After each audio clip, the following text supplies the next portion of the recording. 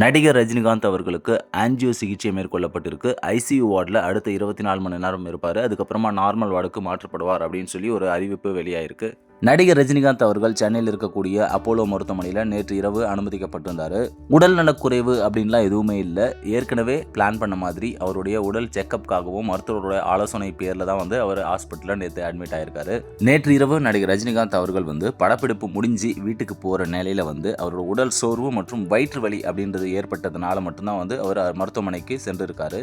ஓய்வின்றி ரஜினிகாந்த் அவர்கள் ஓய்வின்றி தொடர்ந்து படங்களில் நடித்து வரதுனாலவே அவருக்கு இந்த மாதிரியான சோர்வும் லேசான நெஞ்சு வலி போன்ற உணர்வும் ஏற்பட்டதுனால மருத்துவர்களோட அனுமதியோட அவங்களோட கலந்து ஆலோசித்து மருத்துவர்களோட பரிந்துரையின் பேரில் தான் அவர் மருத்துவமனையில் அனுமதிக்கப்பட்டிருக்கிறதா கூறப்படுது.